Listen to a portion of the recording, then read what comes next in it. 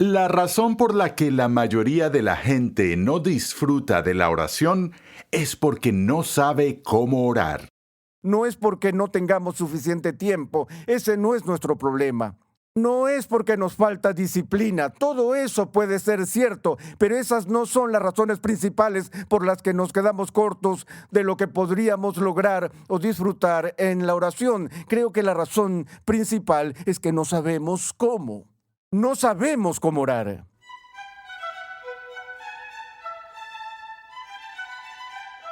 Como cristianos tenemos el privilegio y la responsabilidad de comunicarnos con el Creador y sustentador del universo.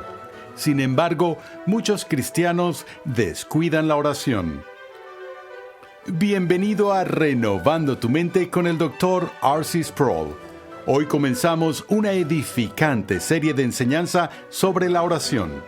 En 6 episodios, R.C. Sproul enseña algunos pasos básicos para desarrollar una vida de oración fiel y demuestra que la comunicación íntima con Dios está en el corazón de nuestra relación con Él. Por medio de Cristo, somos aceptados por Dios y capacitados para invocarlo como nuestro Señor y Padre.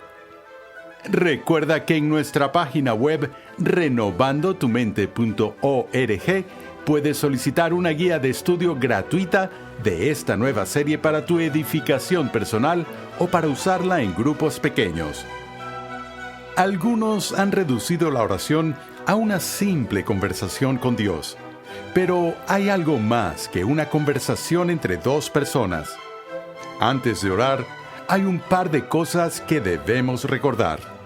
Acompáñame al salón de clases a escuchar al Dr. R.C. Sproul mientras nos ayuda a comprender elementos críticos, aunque sencillos, que debemos incorporar a nuestras oraciones.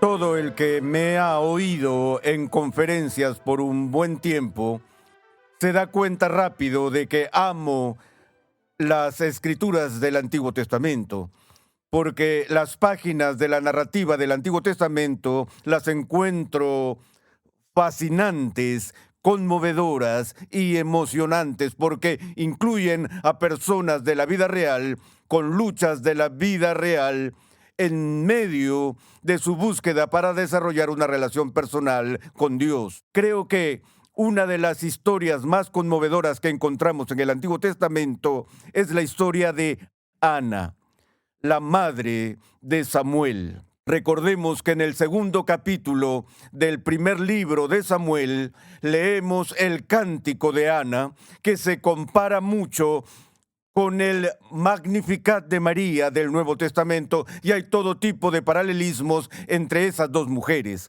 Pero el cántico de celebración y de gozo que Ana cantó en el Antiguo Testamento, fue en respuesta a que Dios respondió a su oración. Lo que vamos a ver en las próximas sesiones es un enfoque cristiano de la oración. Y quiero hacer esto desde una perspectiva práctica porque estoy muy consciente de que muchas personas en el mundo cristiano luchan con todo este asunto de la oración. Las personas se sienten muy culpables porque creen que no han sido diligentes ni constantes con sus vidas de oración. E incluso una lectura superficial de las páginas de la Escritura revela que los santos de la antigüedad eran personas que se caracterizaban por una vida constante de oración. Entonces, lo que quiero tratar en el tiempo que resta es la pregunta: ¿cómo podemos aprender a orar como los santos bíblicos de la antigüedad? Y quiero empezar buscando, solo por un momento, este episodio que está registrado en el primer libro de Samuel con respecto a Ana. Ana había estado casada y el deseo de su vida era tener hijos, pero se nos dice en el primer capítulo que el Señor no le había dado hijos. Su rival la provocaba amargamente para irritarla porque el Señor no le había dado hijos. Esto sucedía año tras año. Siempre que ella subía a la casa del Señor, Penina la provocaba. por lo que Ana lloraba y no comía. Entonces Elcana, su marido, le dijo: Ana, ¿por qué lloras y no comes? ¿Por qué está triste tu corazón? ¿No soy yo para ti mejor que 10 hijos? Pero Ana se levantó después de haber comido y bebido, estando en Silo, mientras el sacerdote Elí estaba sentado en la silla junto al poste de la puerta del templo del Señor. Ella, muy angustiada, oraba al Señor y lloraba amargamente. Ahora veamos el escenario que tenemos. Ana es miserable y su condición no ha mejorado durante un periodo de años. Su vida había sido despreciada por su rival hasta el punto de la amargura. Y entonces su esposo la ve y le preocupa que ella esté tan abatida y le dice: ¿qué te está pasando? ¿Está bien si no tenemos hijos? ¿Acaso no soy suficiente para ti? Esperaría ser tan valioso para ti como lo son 10 hijos. Pero no fue suficiente para Ana. Ella quería ser madre. Así es que ella se acerca al tabernáculo donde Elí está ministrando a las personas. Y se nos dice que ella ora con un espíritu de angustia. Ahora, el Nuevo Testamento nos dice que la oración ferviente y efectiva de un hombre justo puede mucho, pero ese hombre allí es genérico, es decir, podríamos traducir eso en el sentido de que la oración ferviente y efectiva de una persona justa puede mucho. No son solo las oraciones masculinas las que son eficaces. Pero noten que cuando se nos dice en el Nuevo Testamento que una de las claves para una oración efectiva es que las oraciones sean fervientes, que no sean esporádicas, que no solo sean casuales, sino que cuando las personas esperan tener respuestas a la oración, tienen que entrar en el contexto de la oración, es decir, estar involucradas.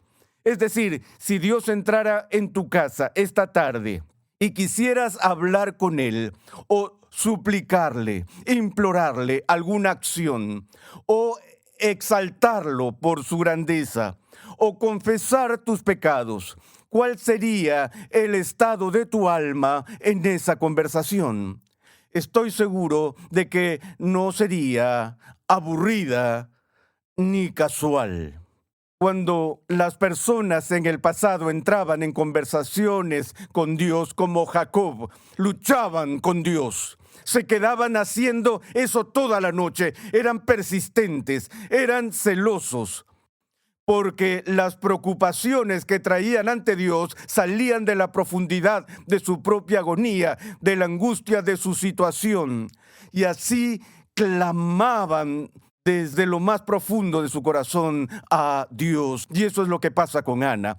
Muy angustiada, oraba al Señor y lloraba amargamente. Entonces hizo voto y dijo: oh Señor de los ejércitos, si te dignas mirar la aflicción de tu sierva, te acuerdas de mí y no te olvidas de tu sierva, sino que das un hijo a tu sierva, yo lo dedicaré al Señor por todos los días de su vida, y nunca pasará navaja sobre su cabeza. Mientras ella continuaba en oración delante del Señor, Elí le estaba observando la boca. Pero Ana hablaba en su corazón, solo sus labios se movían y su voz no se oía. Elí, pues, pensó que estaba ebria. Entonces Elí le dijo: ¿hasta cuándo estarás embriagada? Echa de ti tu vino. Pero Ana respondió: no, Señor mío, soy una mujer angustiada en espíritu. No he bebido vino ni licor, sino que he derramado mi alma delante del Señor. No tenga a su sierva por mujer indigna. Hasta ahora he estado orando a causa de mi gran congoja y aflicción. Ve en paz, le respondió Elí, y que el Dios de Israel te conceda la petición que le has hecho. Y su oración fue contestada. Era una oración que ni siquiera fue pronunciada audiblemente. Fue una oración que ella hizo en silencio, movió los labios mientras oraba, pero se dirigía al Dios que puede escuchar el grito interior de su alma desde el corazón. Justo anoche hablé con una mujer que estaba casada con un ministro.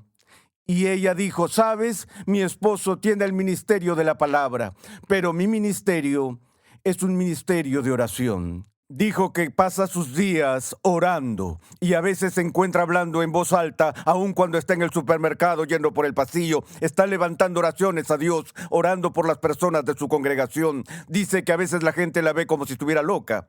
Ella no está loca. Ella ha descubierto el secreto de la oración.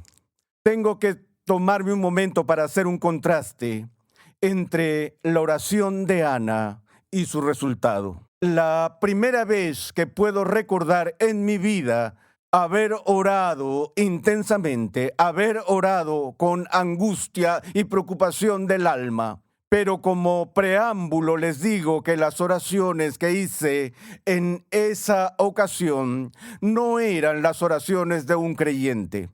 Esa oración que puedo recordar fue expresada y hecha por mí en una capilla de rodillas con gran fervor cuando ni siquiera era un creyente en Cristo. La ocasión fue el nacimiento del hijo primogénito de mi hermana. Estaba en la escuela secundaria y mi hermana fue al hospital para tener a su hijo. Y nos llamaron al hospital a altas horas de la noche porque luego que dio a luz a su hijo, empezó a sangrar y los médicos no podían detener la hemorragia. Entonces su vida estaba en gran peligro. Y cuando llegamos al hospital, no se me permitió ir a su habitación. Es decir, al ser una emergencia, a ninguno de los miembros de la familia se le permitió estar junto a ella en ese momento. Así que recuerdo estar en el vestíbulo del hospital y era como las 2 de la mañana. No había otros visitantes alrededor, estaba oscuro y en absoluto silencio. Yo sabía que ella estaba en el 6º piso y también conocía bastante este hospital como para saber que en el sótano estaba la morgue del hospital. Y fui a la capilla y oré para que mi hermana viviera. Y luego, después que terminé de orar, vine y me paré frente al ascensor y observé los números que pasaban por cada piso. Y en un momento vi que las puertas del ascensor se abrían en el piso del vestíbulo y vi un cuerpo al que habían cubierto con una sábana y luego vi que las puertas se cerraron y el ascensor bajó a la morgue y mi corazón estaba aterrorizado. Y entonces observé y vi los números del ascensor ir otra vez al 6º piso y vi los números bajar y pasar por el vestíbulo y luego dirigirse al sótano. Y otra vez estaba aterrorizado de que estuvieran llevando el cuerpo de mi hermana.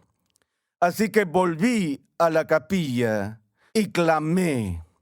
Estaba solo y estaba de rodillas y le rogaba a Dios. Le dije, por favor, Dios, no le quites la vida a mi hermana. Y los médicos fueron capaces de detener la hemorragia y ella sobrevivió. No sé si alguna vez volví y me puse de rodillas para decir gracias. Si existiera tal cosa como la religión en crisis o la oración en crisis, eso es lo que había experimentado. Realmente evidenció que sabía que había un Dios, incluso antes de haber dedicado mi vida a Cristo o de haber sido cristiano.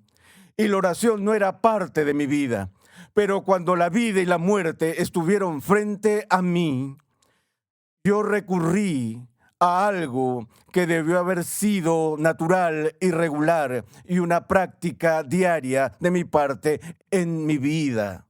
La siguiente oración que puedo recordar orando de rodillas fue 3 años más tarde, cuando oré junto a mi cama y le pedí a Dios que perdonara mis pecados. Y fue la noche en la que me convertí.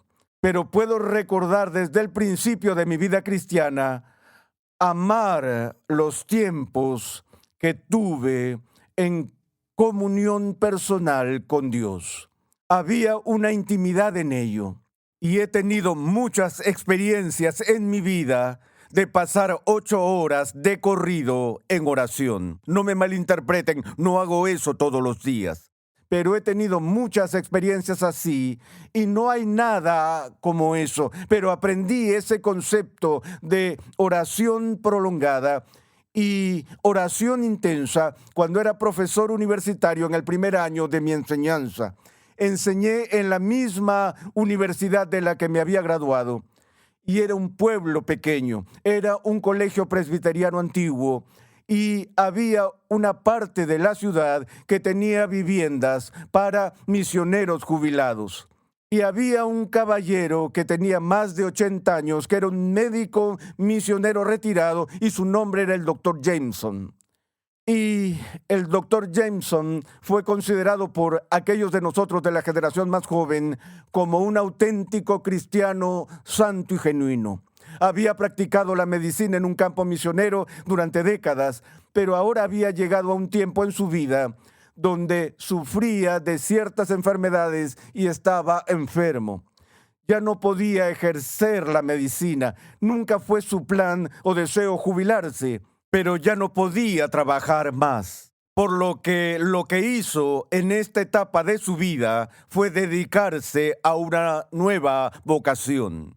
Su segunda carrera fue la de intercesor. Él dijo, todavía puedo trabajar 8 horas al día. Y entonces lo que el doctor Jameson hacía día tras día, 8 horas todos los días, era estar de rodillas. Es lo que llamamos un guerrero de oración. Ahora, déjenme decirles algo. Cuando teníamos inquietudes, cuando vivía en esa ciudad y queríamos que la gente orara por nosotros, ¿quién creen que quería que orara por mí? Ya saben, iba directo a la casa del doctor Jameson y tocaba la puerta y le decía, doctor Jameson, ¿oraría por mí? Sí, por supuesto, y sabía que cuando él decía que oraría por mí, ciertamente oraría por mí.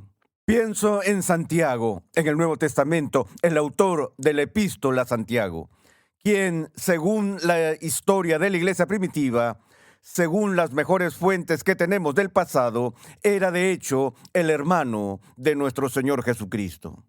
Y era conocido en la iglesia primitiva por 2 nombres, 2 apodos.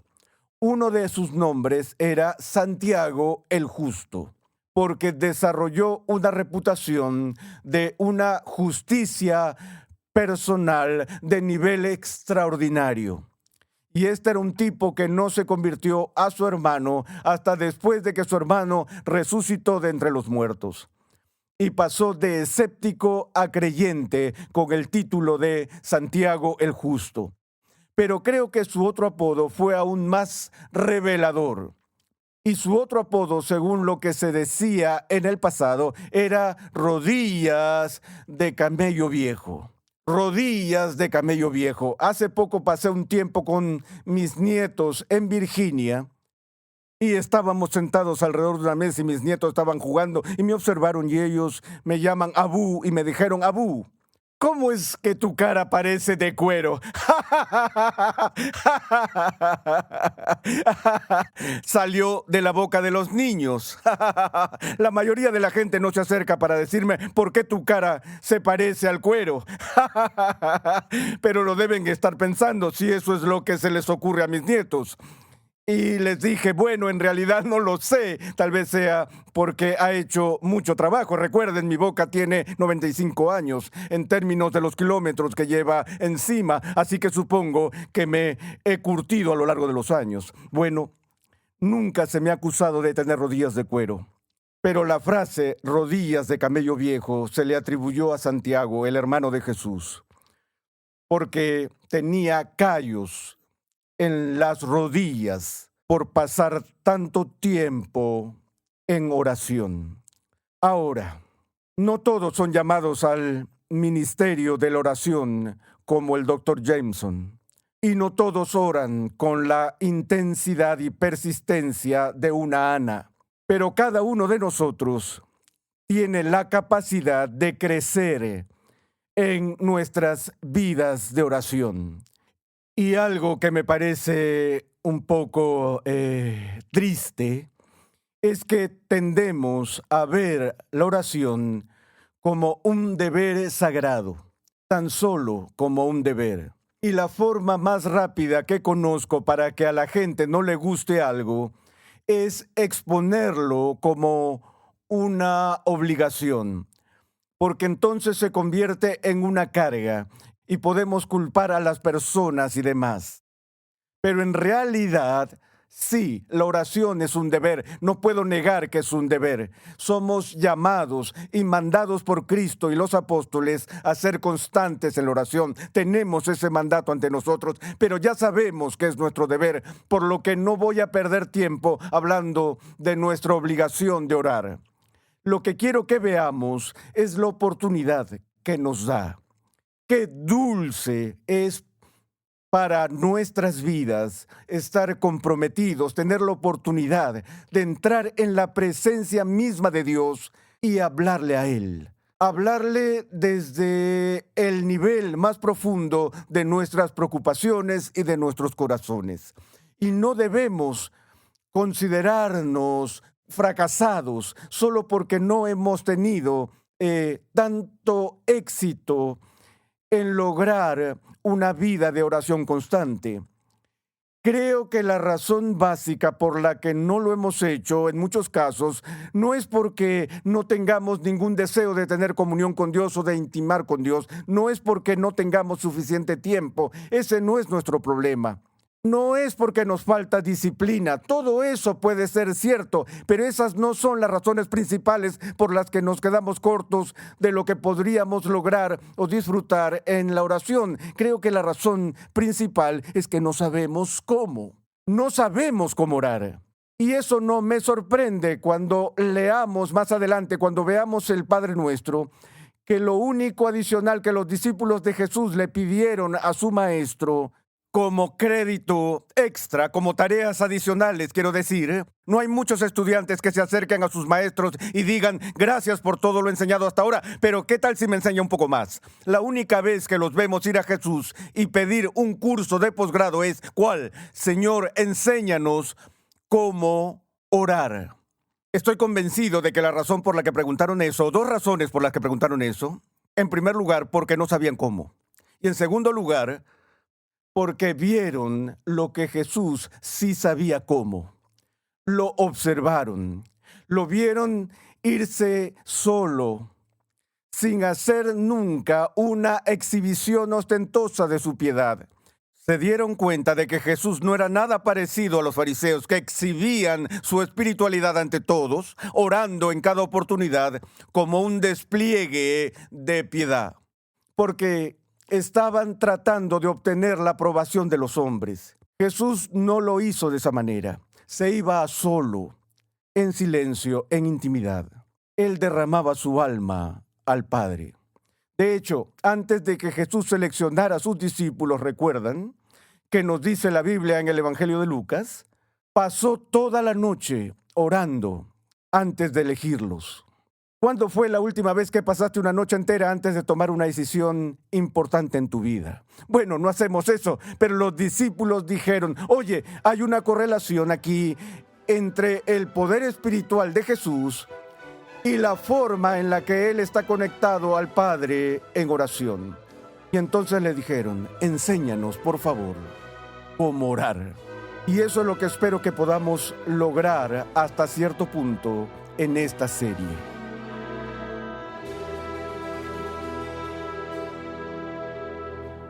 Los discípulos le preguntaron a Jesús sobre cómo orar porque lo observaban a menudo orando. Conexión Ligonier ya está disponible.